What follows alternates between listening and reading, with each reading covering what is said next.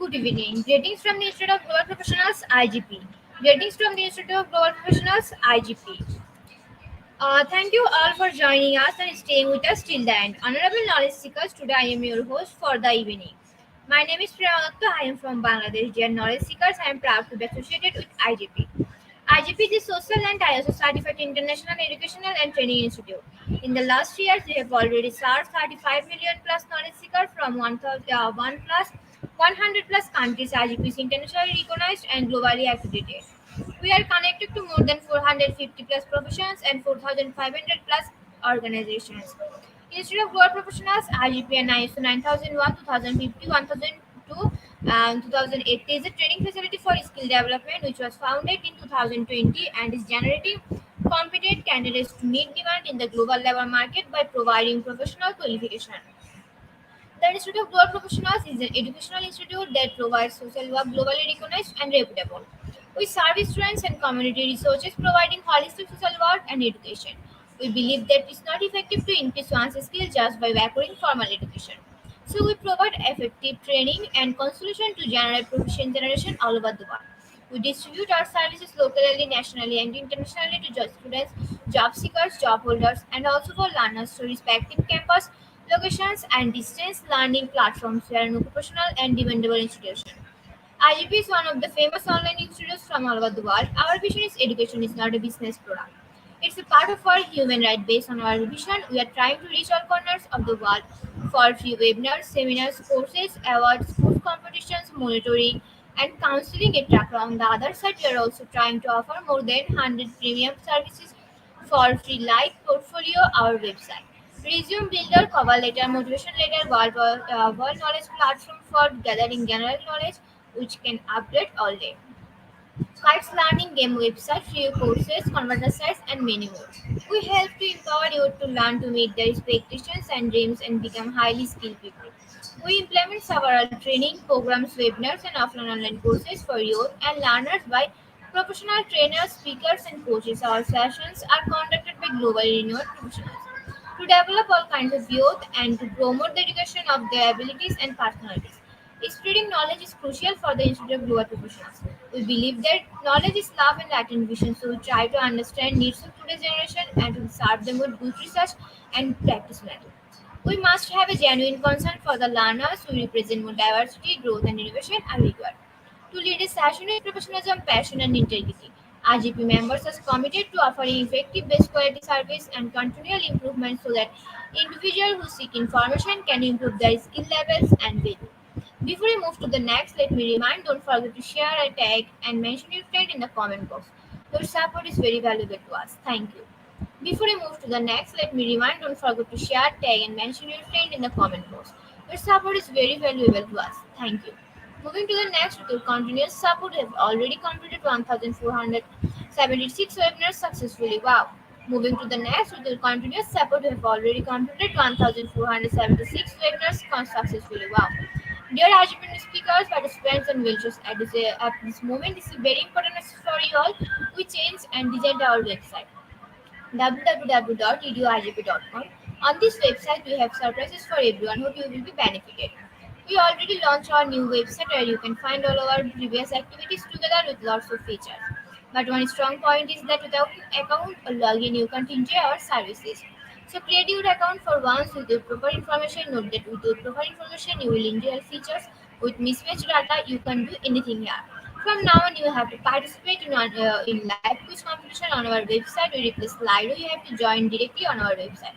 Now you can check all of our previous webinars, 1,420 plus with verified key certificates.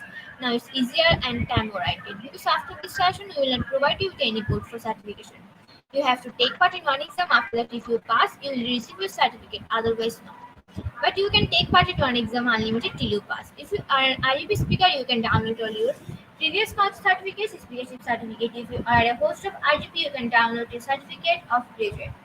If you are an online quiz competition winner, you can download a certificate of participation. If you are selected for a lifetime membership, then you can download a certificate of lifetime membership easily. Besides this, if you participate in any award function which organizes combined support with IGP, you can download that also. You can instantly prepare and download 80 types of instant certificates from our website within a minute. Certificate of Global Professional Membership, Certificate of Global Influencer during the pandemic, Certificate of Active Knowledge Seeker, Certificate of Social Activities during the pandemic, Certificate of Active and RGP Knowledge Seeking Comp 2020, Certificate of RGP Knowledge Seeking Comp 2021, Certificate of Achievement RGP Knowledge Seeking Comp 2022, Certificate of Participation Webinar Series 1, Authentic Assessment in Teaching Learning, Certificate of Participation Webinar Series 2, Teaching English as a Foreign Language and Assessment, Certificate of Participation Webinar Series 3, Digital Classroom Engagement Tools, Certificate of Participation Webinar Series 4, The New Trends in Education, Certificate of Participation Webinar Series 5, Upskilling Organizational Leadership and Managerial Skill, Certificate of Participation Webinar Series 6, Trends and Innovation in Mathematics Education, Certificate of Participation Webinar Series 7, Research Comprehensive Approach, Certificate of Participation Webinar Series 8, Art in Teaching a Special Program in the Arts, Certificate of Participation Webinar Series 9, 21st Century Tools in Teaching Mathematics, Certificate of IGP Corporate Ambassador, Certificate of IGP Campus Ambassador, which you can prepare and download in a minute. From now on, you can participate in 1000 plus international level quizzes with verified key certificates. Teaching tips for teachers, health tips for parents, health tips for teenagers, gamification tools for teachers. You can join IGP Alumni, you can check out our 50 plus premium services website for free, and many more. Dear IGP users, we promised previously but lack of technical issues, we are late sending you on time. This is a great opportunity to collect your previous credentials. We solve all issues from our website. Now you can enroll, receive password, everything. You can check your dashboard for all webinar details. It's a cordial request to you. Check all buttons and pages on our website. Surely I can say you'll be benefited. Thank you, but no, without an account or login, you can enjoy our services. At present, we are going to start our webinar 1491, and program name is Discourse Analysis. And today our speaker is um, Roma Shan Roma Shan Roma Shan Venabatura Avin, and she is assistant professor, University of um, uh,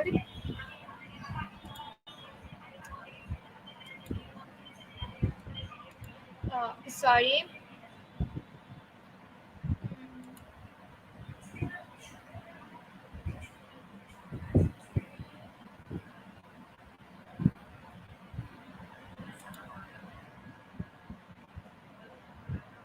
Hello, ma'am. Hi, good evening. Good evening. Please some description about yourself.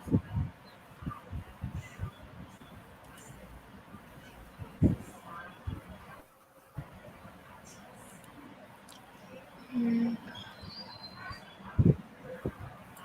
can you hear me? Yes, I can hear you. Okay. Please Am some I live description now? about yourself. Am I live now? Yes. Thank you. All right. So thank you again to the host for the introduction.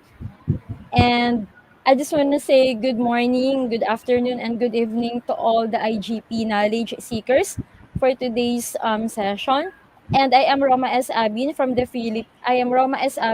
Philippines, and I'm going to talk about discourse analysis. Okay, So ma'am. Okay, ma'am. Now you can start your presentation. all right. So thank you so much again for the host. And for today's session, we will be dealing about discourse analysis.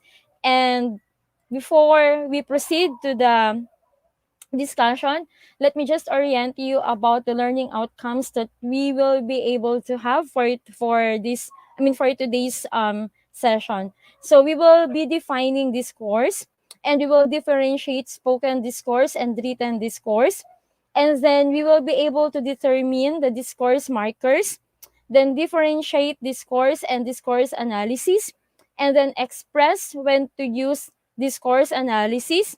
And of course, we will be able to explain the main approaches of discourse analysis. And I hope that at the end of my talk, you will be able to participate in the quiz that the IGP is going to present to you. So I think without any further ado, let's start my discussion about discourse analysis. And I hope that you're all doing good today in your journey of seeking knowledge in my session or in my talk. So let's first discuss the definition of discourse for us to be able to understand it further. So when we talk about discourse, it is merely about written or spoken communication. So this is in form of either written or spoken. And of course, the main objective is to give message to inform or to persuade or to entertain people around us. And of course, when we talk about discourse, it is merely an expression of our thought, of course, with the use of language. So whether it's like verbal or non-verbal form of communication, as long as we are expressing our thoughts, ideas, and everything, then that's discourse. And when we talk about discourse, this is also identified as the smallest act of communication. So it's more on communication. And of course, when we talk about discourse, we need to remember that the term comes from the Latin word discursus, which means running to and fro.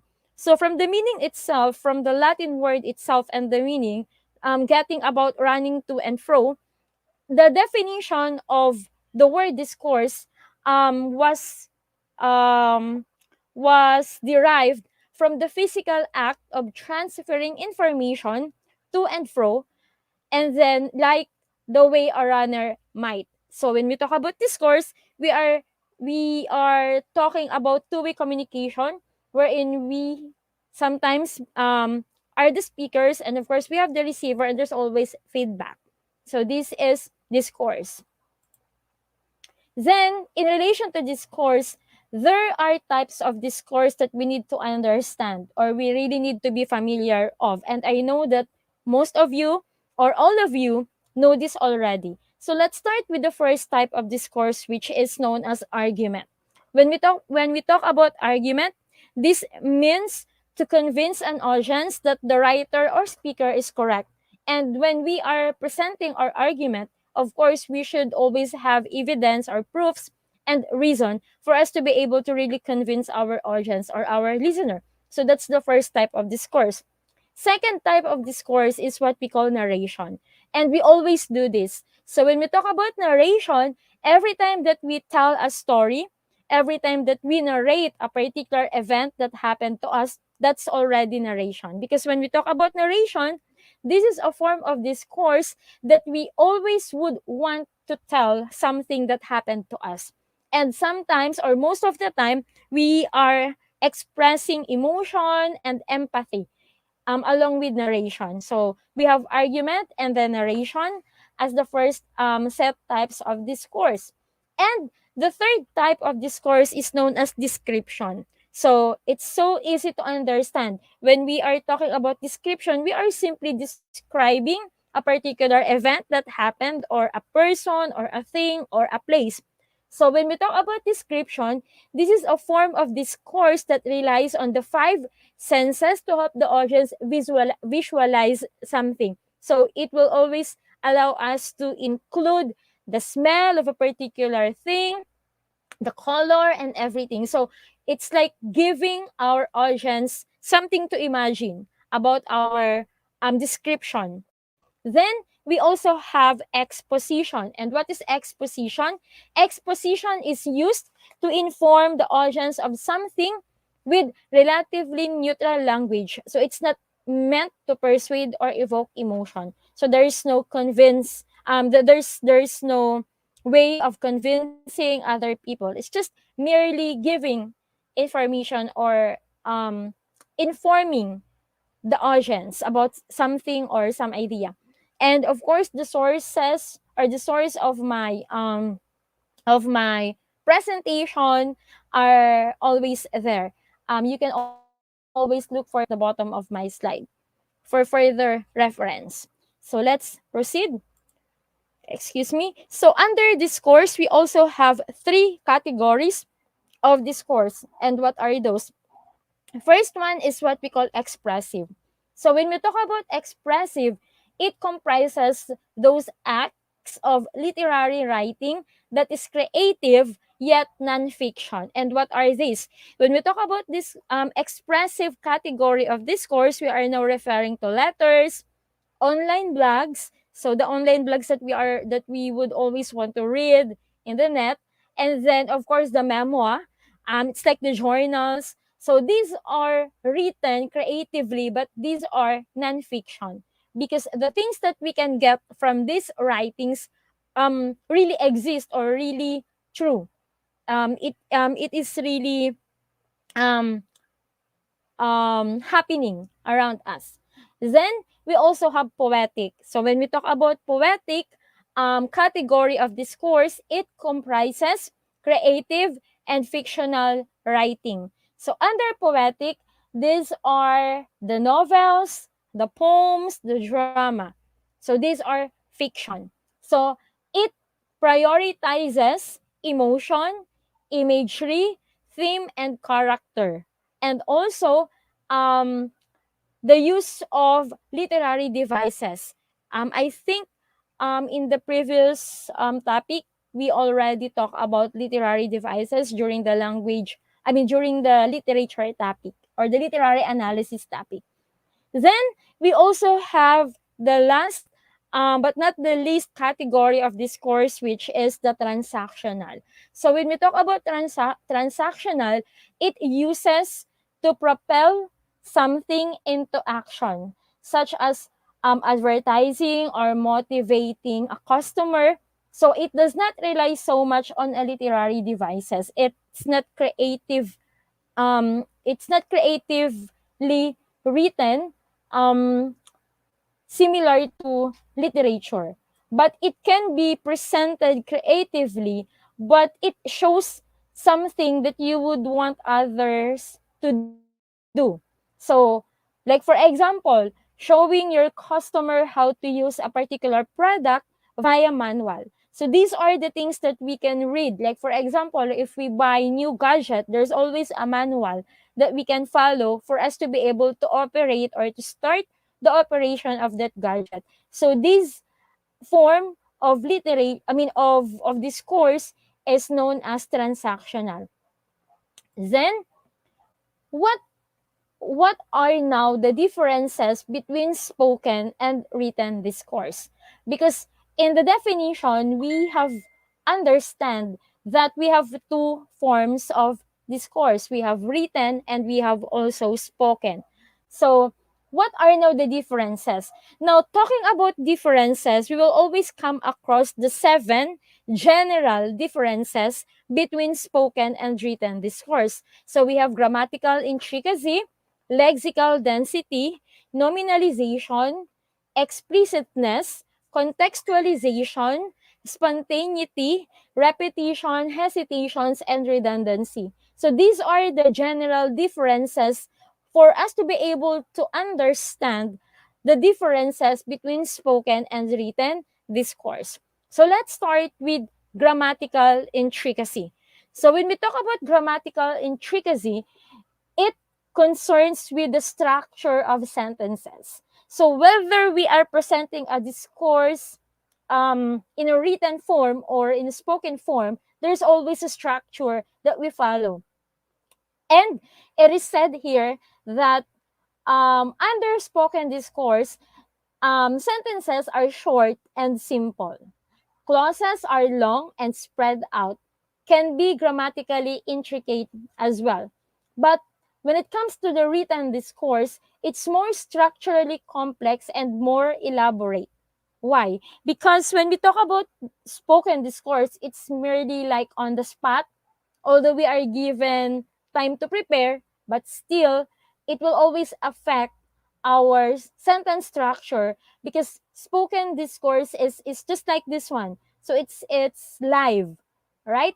So it is conducted in a real time. Unlike in written discourse, the writer, of course, would write it, would spend a lot of time, days for him or her to be able to write the final draft.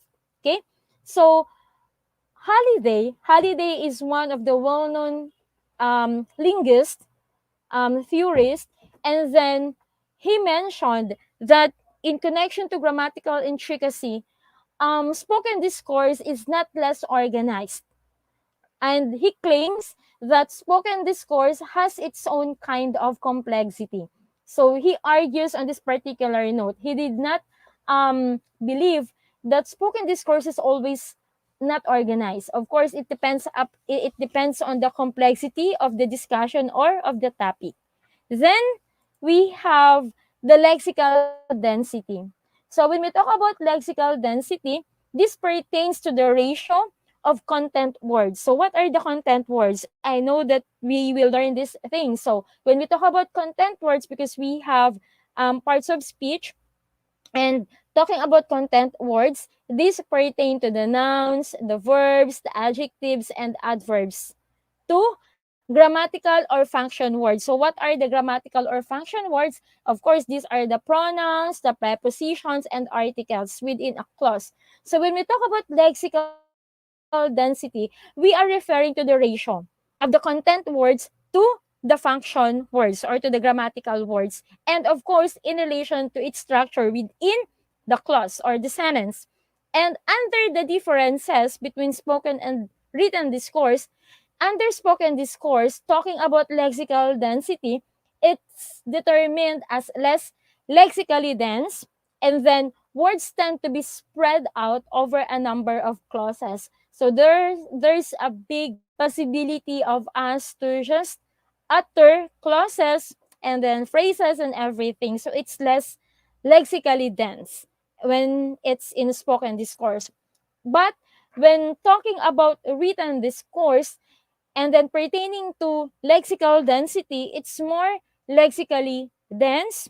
And then under written discourse, words seem to be tightly packed into individual clauses.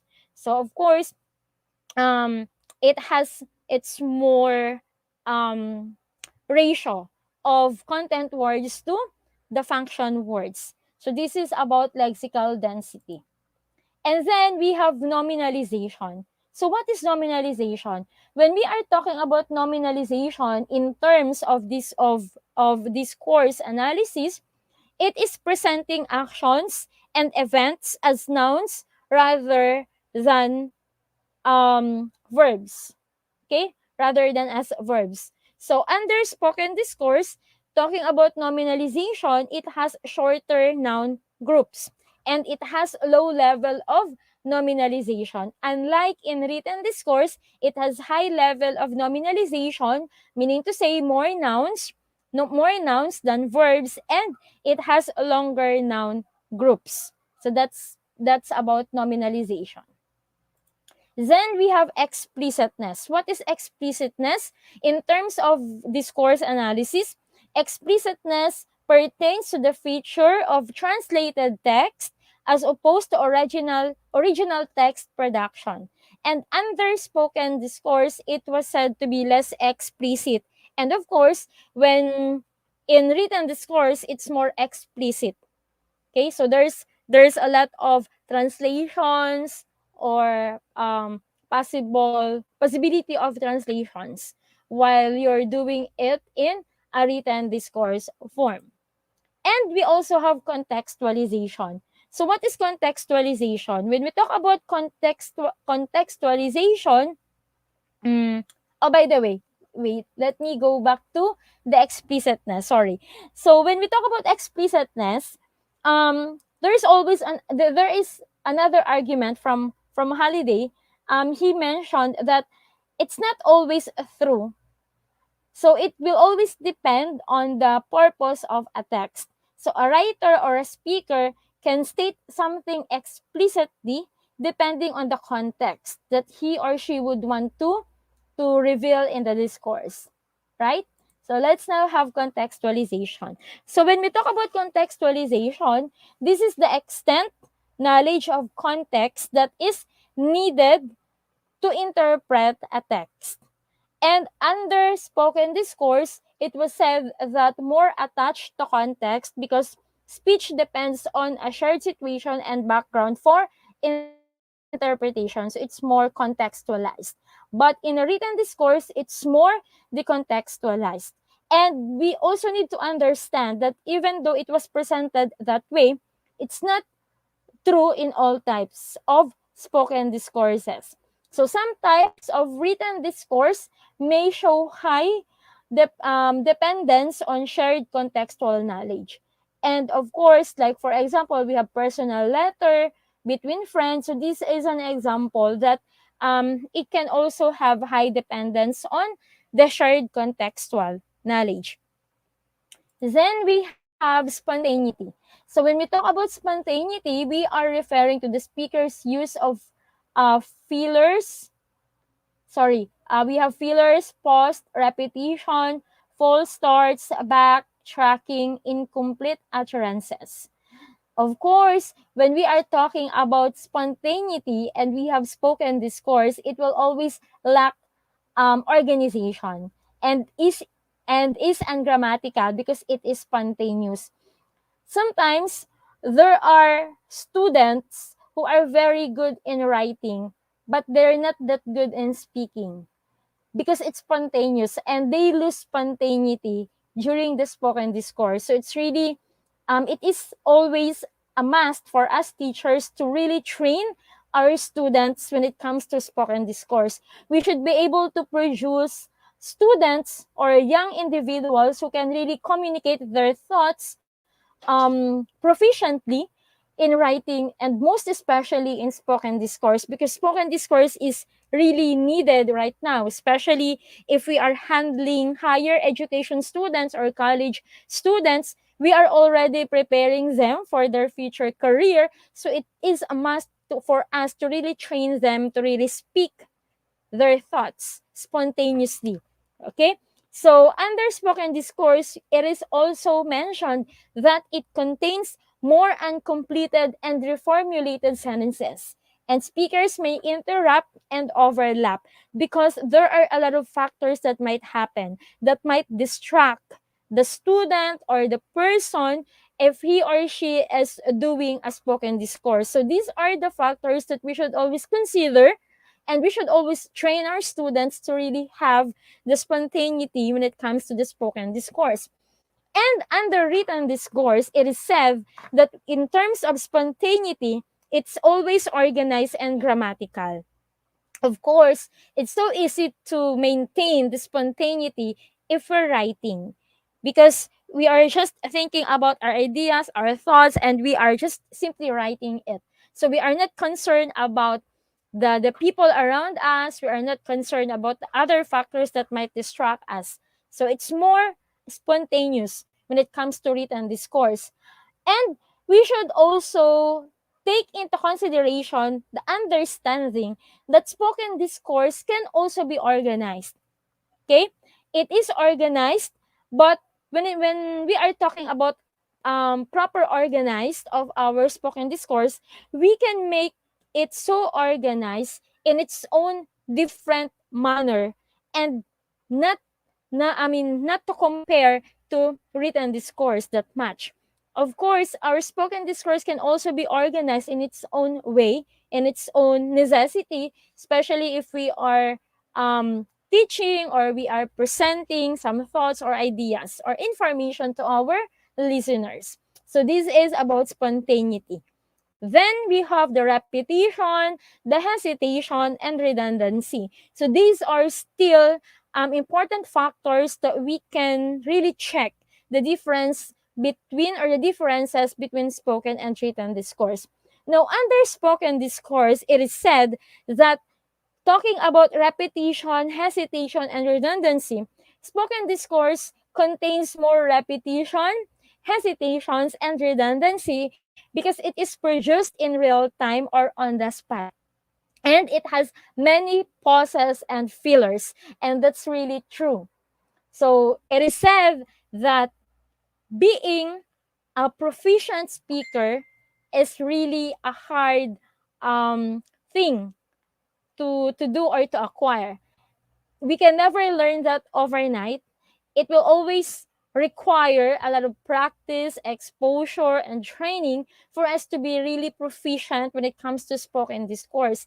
And the more that we are exposing ourselves to spoken discourse, the more that we can have our own strategies on how to overcome the repetition, the hesitation, and redundancy.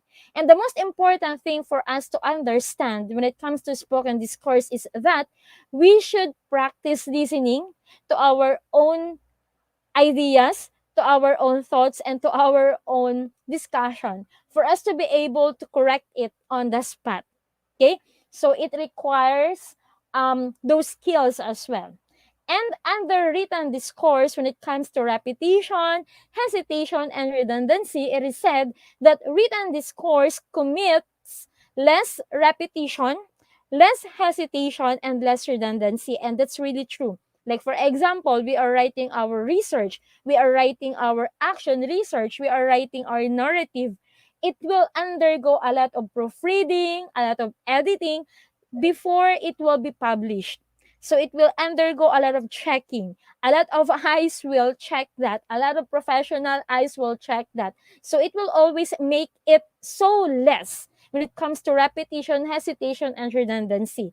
Unlike in spoken discourse, it's real time, it's on the spot, so it's really hard to maintain a talk that will not commit repetition, hesitation, and redundancy. Right? I hope that this makes sense to all when it comes to the differences between spoken and written discourse. Then we also have the discourse marker. So talking about discourse analysis, we have discourse marker, and this is an important thing because when we talk about discourse analysis, we can use this in analyzing research, and we can always present a type of research that would analyze discourse, especially for the language researchers. We can do this. And discourse marker is very important. So the term discourse marker was coined by Deborah Schifrin in her 1988 book, Discourse Markers. So when we talk about discourse markers, these are the words or phrases that play, a role in managing the flow and structure of discourse. For us to be able to understand the content of the discourse, we really need to determine the markers that will make us understand the flow of ideas easily.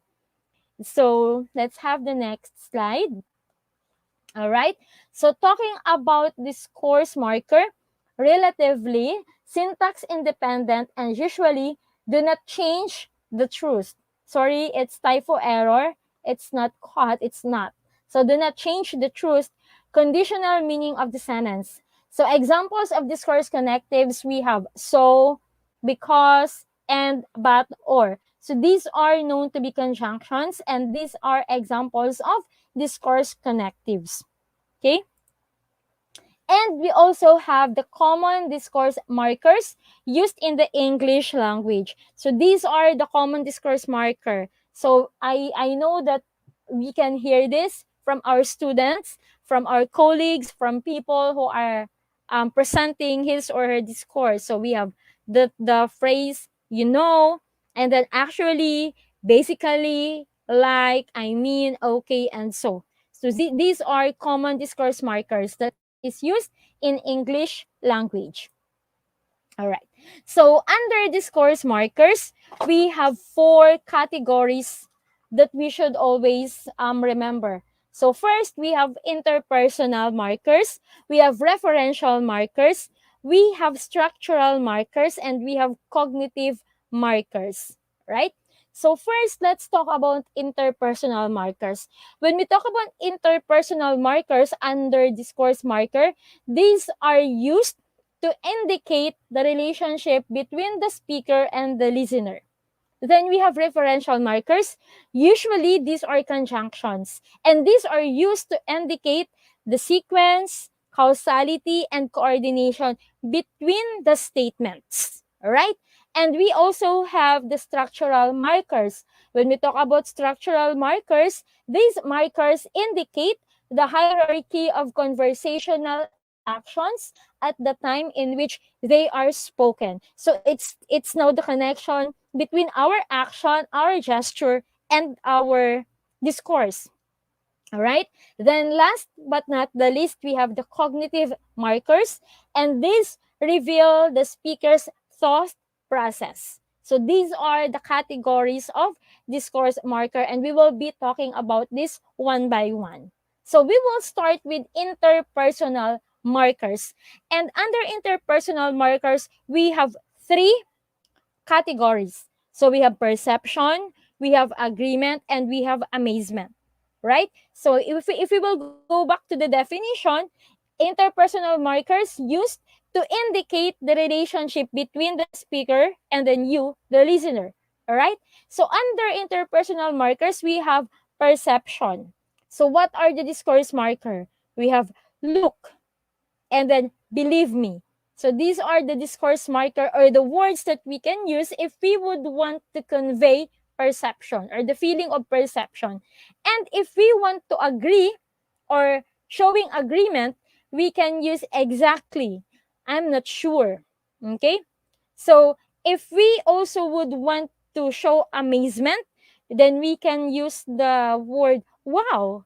So it means we are amazed. All right? So that's under interpersonal markers. Then the second one, we have the referential markers.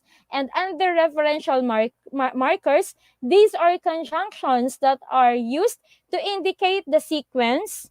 So under sequence, we can use now, then. So say, for example, I went to the store, then I met my friend, then now we buy our favorite food. So it's just like an example to show sequence. Then we have causality. So it's showing cause. So we can use because. All right. And then we also have coordination. And under coordination, we have end. And if we would want to show non-coordination, we have but. All right, so these are the conjunctions that we can use if we would want to show coordination and non-coordination. Then we have the third one, which is the structural markers. And talking about structural markers, if we will go back to the definition, it indicates the hierarchy of conversational action and, of course, the way we speak, the way we talk. All right, so under structural markers, we have three. We have organization, introduction, and summarization. So first, we have organization, and we can use the discourse marker first of all. So by listening or by reading the phrase first of all, it's always an understanding for us that it is a form of organization. So the writer or the speaker is now organizing his thoughts. And for introduction, we can have so. And for summarization, we can use the phrase in the end. So it means that you're ending your thoughts already. You are now summing things up. So in the end, right? Then we also have the cognitive markers. So under cognitive markers, we also have three. So what's the meaning of cognitive markers again? It reveals our thoughts, the speakers or the writer's thoughts, or the process of thoughts. So we have first processing information. So if we will be observing our students, if we are requiring them to recite in front of the class, they would always utter like so it's always a signal to us from that from that set of words, that's already a discourse marker that will make us understand that the student is processing the information. The student is trying to think of the sentence that he or she would want to speak in our class. So that's processing information. And then every time that we hear our student say, oh, so it's a realization that the student realized the things that we are giving them, the knowledge that we are sharing to them, and even the skills. Then, if our student would say, I mean, so it means that the student is trying to rephrase knowledge or sentence. Okay? So these are the three classification or situation under cognitive markers. We have processing information, realization, and rephrasing. So these are about the four categories of discourse marker. Then we also have the difference between discourse and discourse analysis. So we keep on talking about discourse and discourse analysis already. And we also need to understand the difference between discourse and then discourse analysis. So first, when we talk about discourse, broadly used and abstract term used to refer to a range of topics in various disciplines. So if we are like sharing something about information, just like what I'm doing right now, I'm sharing things about discourse analysis. So it's a discourse. Okay? I'm just conveying message. I'm just giving this discussion. So this is mainly discourse. But when we talk about discourse analysis, it is used to describe a number of approaches to analyze written and spoken language used beyond the technical pieces of language such as words and sentences. So when we talk about discourse analysis, we are getting the discourse, we are receiving and we are using our comprehension but in a deeper sense, because we are now starting to analyze the discourse. We are now starting to get the other sentence structures, the other parts of speeches that are used in the total discourse to convey or to get the meaning from the discourse itself. So when we talk about discourse, it's mainly giving information, talking, sharing ideas. But when it comes to discourse analysis, it's not just mainly listening to the discourse or giving the discourse, but also we are now trying to analyze for us to be able to get, to draw the deeper sense of meaning that we can get from the message. Then um, when we talk about discourse, language used in specific social context, and as such, language serves as a means of promoting some form of social change or meeting some form of goal. So that's the discourse. And when we talk about discourse analysis, it uses the language presented in a corpus of body of data to draw meaning, used to conduct research on the use of language in context in a wide variety of social problems. So if we will be analyzing the two definitions, when we talk about discourse, it is merely used for specific context. So if we want to promote something out of our advocacy, we want to promote social change, and then we want to teach our students, it's more on discourse. But once we are now trying to collect all the discourses that we have read, or we have listened to, or we have transcribed, and then we need now to dig deeper to to consider the approaches that we can use for us to be able to understand the meaning, to get the meaning and then to understand the message further. That's already discourse analysis. And talking about discourse analysis, this is one form or one approach or one method that we can use in conducting research, because this is now the time that we will use the language in context.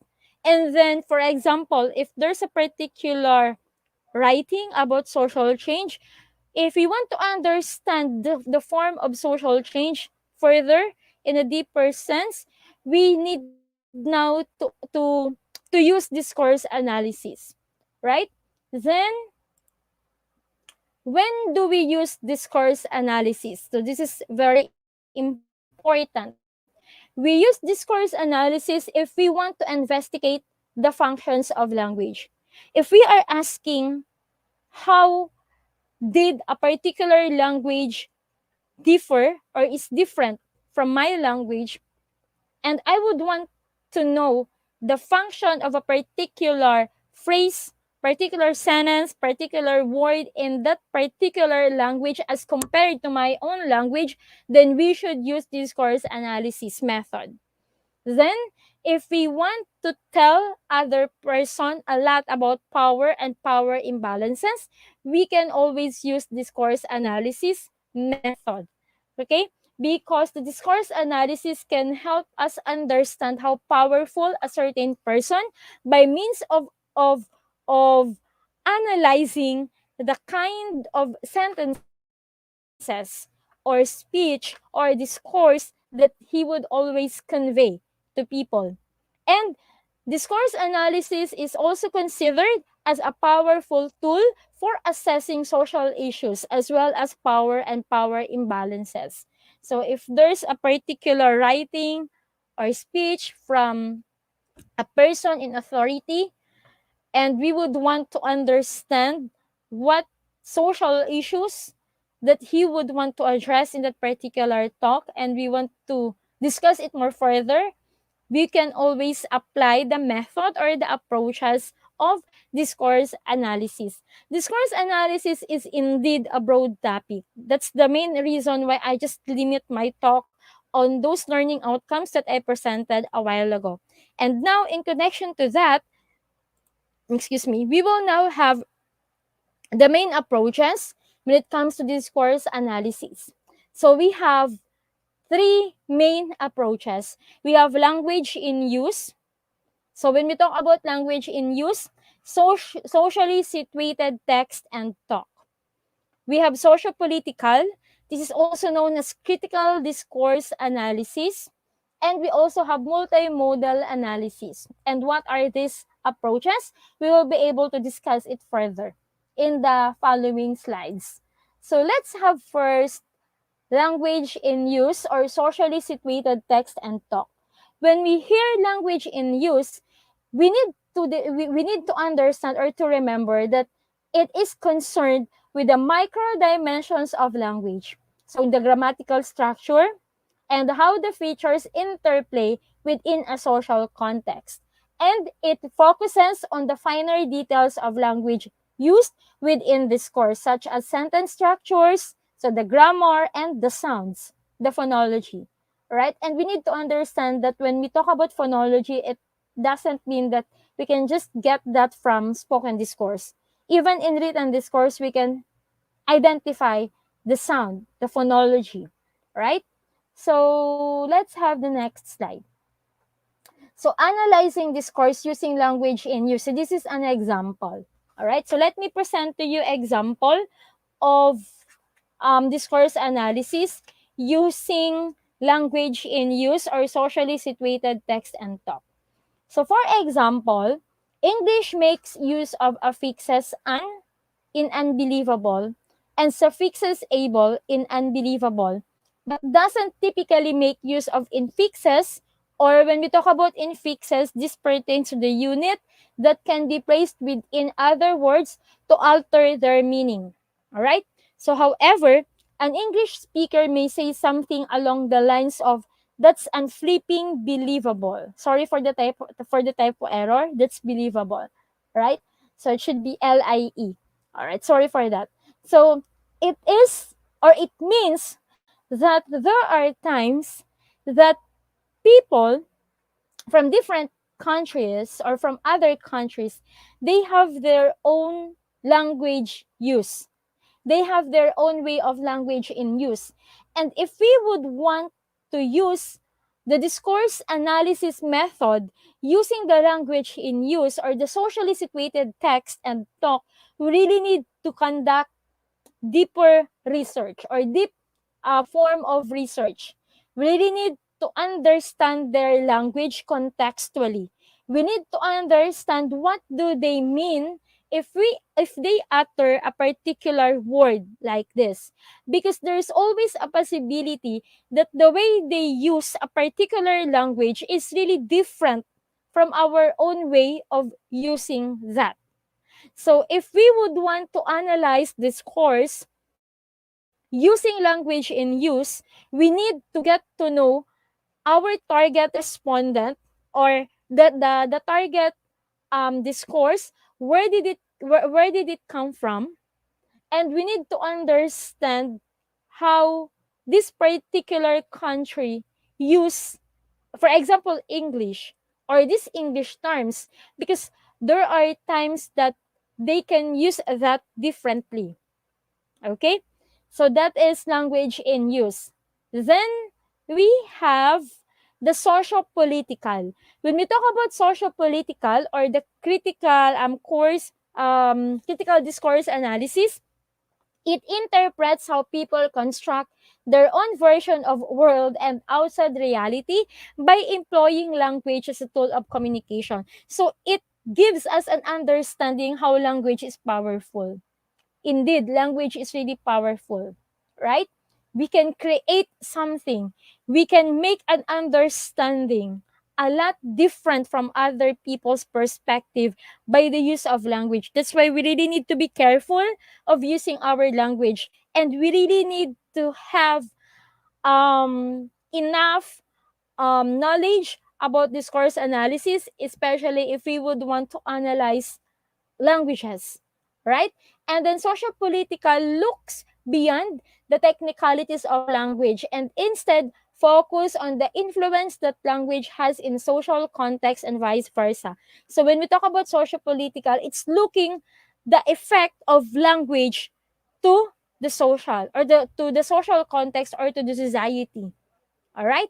And then critical discourse analysis focuses on power, structures, and how discourse is influenced by society and culture. So it gives us an understanding that the way we use our words, our language differently, it is affected of our own culture. It is affected of our society. So this is social political perspective. And analyzing discourse using sociopolitical. So this is an example. So consider a situation where a teacher threatens a student with detention if they don't stop speaking in class. So this would be an example of repressive power. So if the teacher would do that to the students, it's an understanding of repressive power by simply analyzing the detention. All right? Or threatening the student with detention. So for that, it can make us understand the repressive power. So normalized power, on the other hand, is what makes us not want to talk in class. So the normalized power is we will not talk because of the repressive power. So this is socio-political. So it gives us an understanding about how powerful. So in this situation, in this example, there's always an understanding that inside the classroom, teacher is powerful than the student, because the teacher can threaten or can threaten the student of detention and anything if they keep on talking. So of course, we will now understand that the student are normalized, or they exercise normalized power because they will not talk. So it is a proof that discourse analysis can really make us determine the power and then the imbalances of power or authority that we can get. That's why discourse analysis is indeed important thing to understand. Then we also have the multimodal analysis. So when we talk about multimodal analysis, it is very relevant nowadays. So nowadays we are now requiring students to create multimodal things. So when we talk about multimodal, this is one presentation wherein it uses all mediums, I mean all media of communication. So we can have image, we can have music, we can have um text, we can have other things in one presentation. So when we talk about multimodal analysis, it focuses on a variety of texts that are both verbal and nonverbal. So we can also analyze those things by simply using the discourse analysis. So these are some advantages of using discourse analysis. If you are considering to use discourse analysis, then we need to familiarize ourselves with the approaches that I mentioned, available so that we can make a well-informed decision. So for us to be able to have, or to be able to have our well decision, we need to put into consideration the familiarity of the approaches that we can use in discourse analysis. Discourse analysis, if we master that, will really help us understand better and will make us react better on a particular statement or language. So, key takeaways on discourse analysis. First, discourse analysis looks at conversations in their social context. So, this is unique sense of discourse analysis. It's not merely looking at the discourse, the written, the spoken. There's always a connection between the discourse and the social context. That's why if we come to an analysis that this particular discourse is showing bravery or showing cruelty and everything, then we can always relate that to the social context. It will always answer the question, how did the person narrate this particular thing? How did the person convey this particular discourse? Oh, because of the social context and everything. So we need to understand that it always it can always be related or interrelated to the social context. Then, discourse analysis melds linguistics and sociology by taking into account the social and cultural context that language is used. The way I use my language, if we are all using English, the way I use English will always be different in your way of using English. Why? Because I have my own culture, I have my own social inclination. So it will always be different from your own social inclination as well and culture. But the bottom line is that if we have enough knowledge on discourse analysis, then we can understand each other well. All right. Then it can be used by businesses, academic researchers, or the government, or any person or organization that wants to better understand an aspect of communication. We need to understand that the main purpose of communication is to solve conflict, to have better understanding. And for us to be able to understand each other well, we really need to consider discourse analysis so that we will always be guided in understanding the language of other people. That's why discourse analysis is indeed important. And I hope that the takeaways that I shared with you, the ideas that I shared with you tonight or today, will really help you, will really help us to better our craft in any field of study or career that we are into. So again, to all the knowledge seekers of IGP, this is now the end of my presentation, my discussion. I just want to say thank you so much for attending to my talk, for considering my talk tonight, and really I'm thankful for your time of listening to my discussion. Thank you so much again, Roma S. Abin from the Philippines.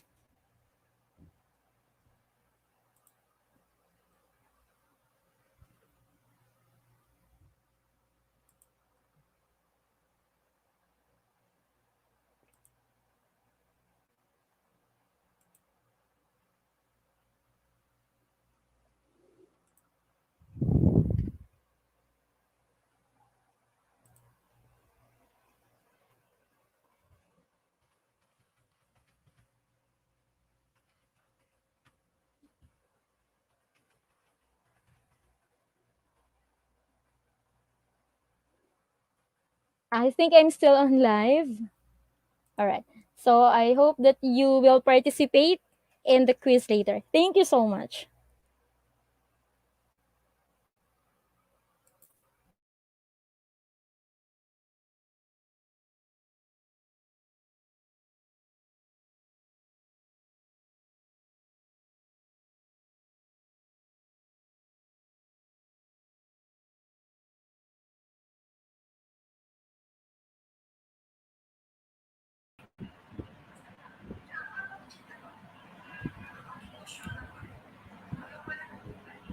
Thank you so much, ma'am, for your rich content presentation, which can impact our knowledge seekers surely. After your presentation, I hope our knowledge seekers can learn something new, which was our only intention. Learn and grow together, IGP knowledge seeker. Once again, thank you so much, dear ma'am, for your presentation. Now, ma'am, it's time for our question and answer session, which is the one more valuable part of our regular webinar. Honorable ma'am, please stay with us. After a short video, we will be back in our session part 2, which is the question and answer part. Dear IGP knowledge seekers, please ask your questions in the comment box as much as you want to know from our speaker. Thank you. After question and answer, we have webinar certification and online quiz competition. Dear IGP knowledge seekers, please ask your questions in the comment box as much as you want to know from our speaker. Thank you. After question and answer, we have webinar certification and online quiz competition.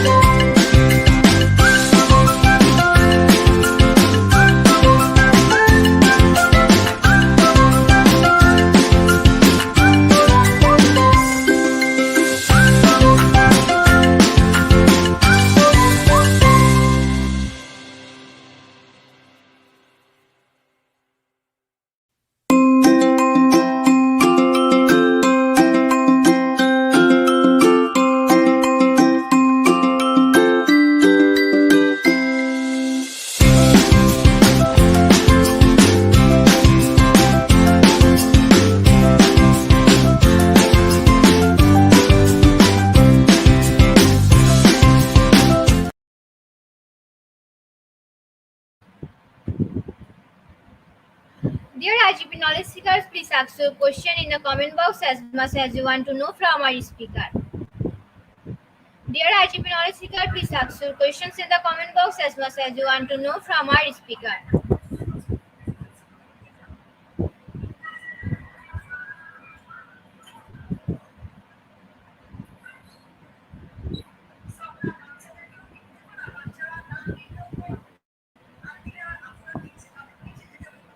Dear IGP knowledge seekers, please ask your questions in the comment box as much as you want to know from our speaker.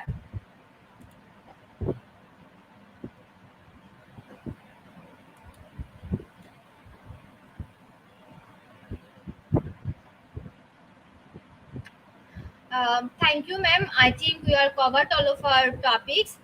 There is no question. Um,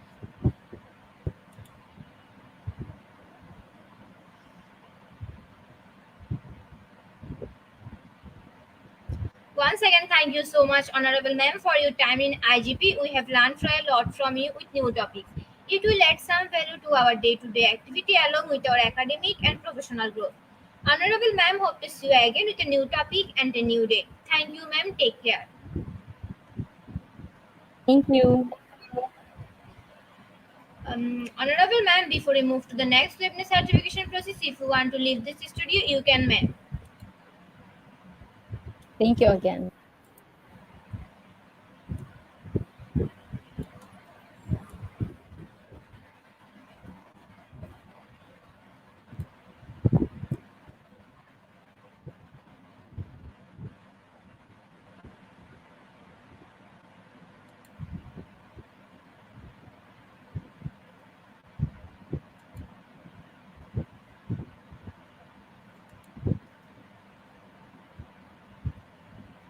IGP Knowledge Seekers, it's time for the webinar certification process, the most attractive and powerful part of our regular webinar.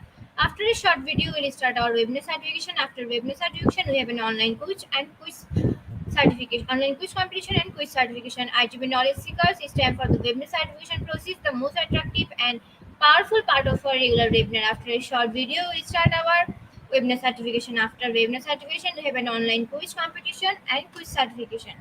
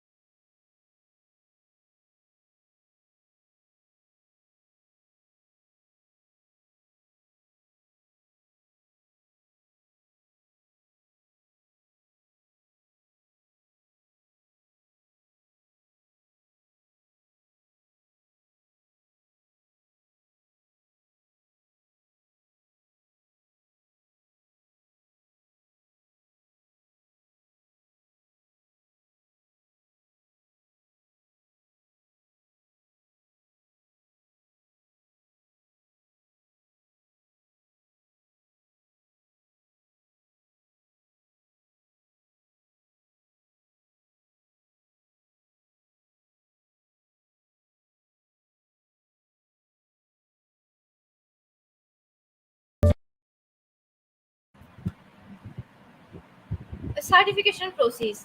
Certificate instructions.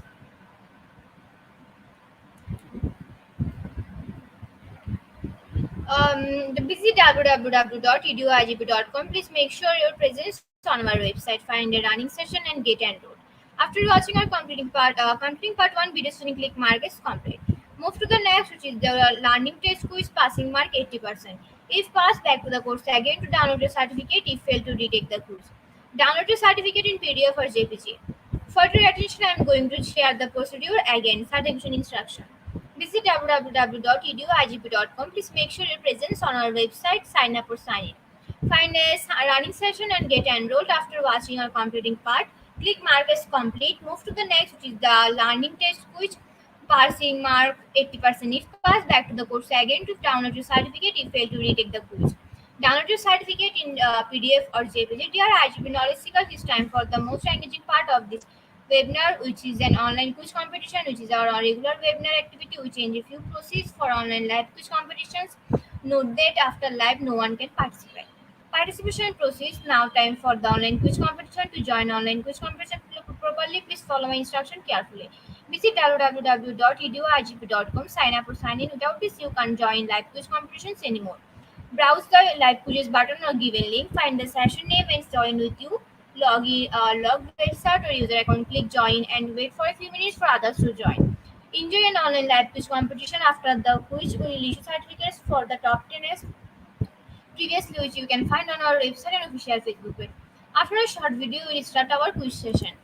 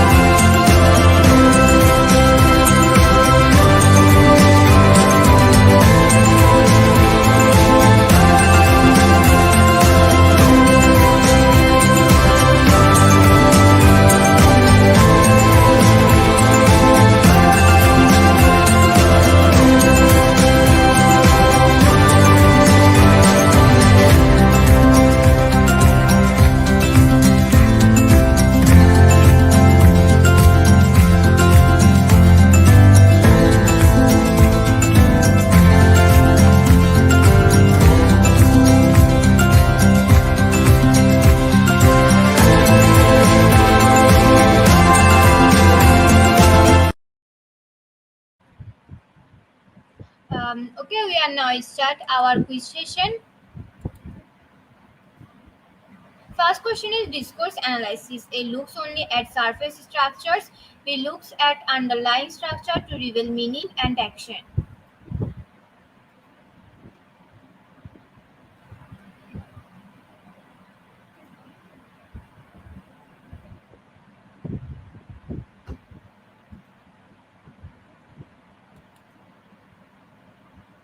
Correct answer is B. On the leaderboard, first person name is Alex Javier Alviraj.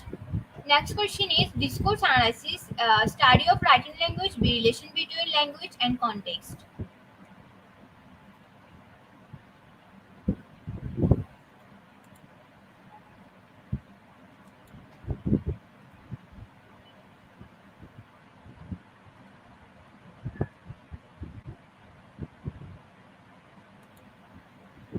Correct answer is B. On the leaderboard, first person name is Alex Javier Alvarez.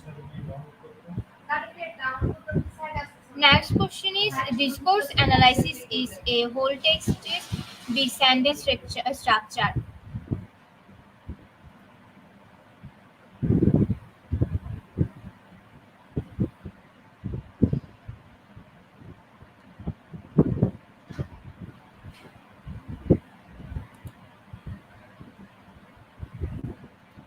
answer is A. Whole text. On the leaderboard, first person name is Carmela V. Jain.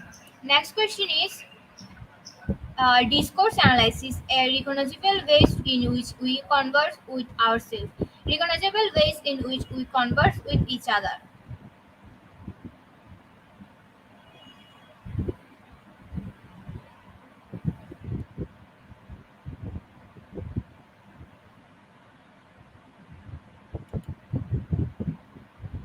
Correct answer is A. On the leaderboard, first person name is Melchior Bakosian. Next question is critical discourse analysis, A. J. L. Limke, B. Norman Fairclough.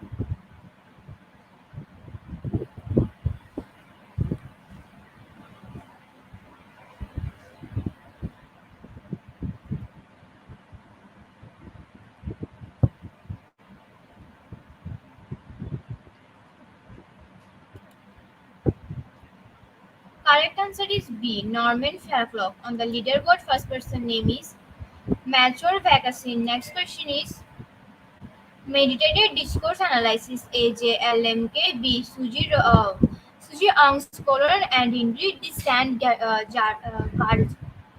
Jarges.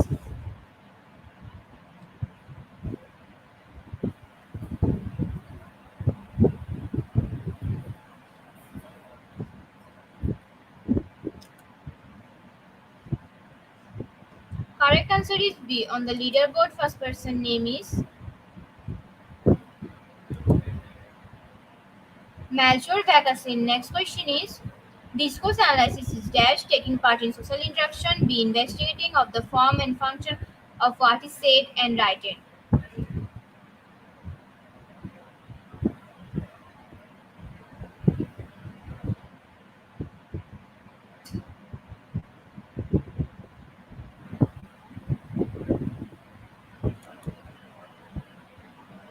Correct answer is B. On the leaderboard, first person name is Melchior Vagasin. Next question is discourse analysis is relationship between language and context. We study the structure of the language.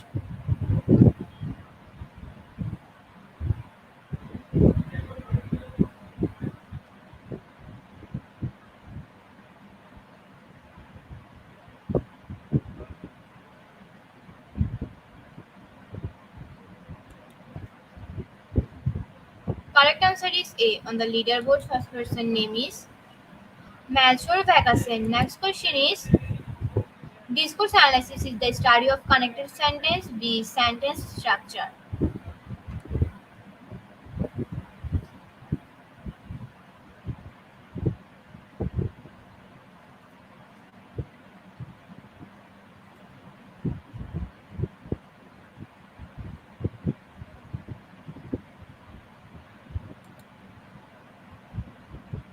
Correct answer is the study of connected sentences. On the leaderboard, first person name is Melchior Vagasen. Next question is discourse analysis uses a natural occurring data. B. All kinds of data set.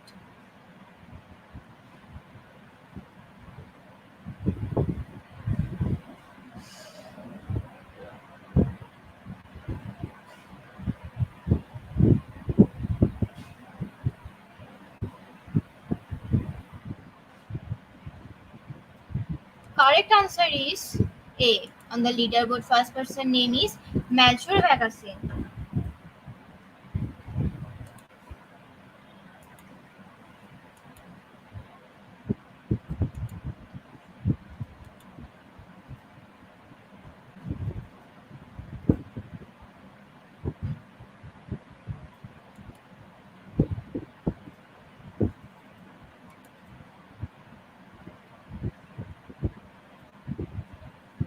Congratulations to our webinar online quiz competition winners top 10. Congratulations again. We will take a few minutes to finalize the result and after that we will issue our online quiz competition certificates on our website and official Facebook page. Congratulations to our webinar online quiz competition winners top 10. Congratulations again. We will take a few minutes to finalize the result and after that we will issue our online quiz competition certificates on our website and official Facebook page. Congratulations to our webinar online quiz competition winners top 10. Congratulations again. We will take a few minutes to finalize the result and after that we will issue our online quiz competition certificates on our website and official Facebook page. At the end of our session, we can say properly future skill never stop learning because life never stop teaching us. Be happy and stay safe. See you again and again. We want your participation in every program. If you want to live a happy life, type to a goal, not to people or things. Albert Einstein. Before I say or hit the end live button, again wants to thank all IGP knowledge seekers for your active participation as always. See you in the next session. Thank you.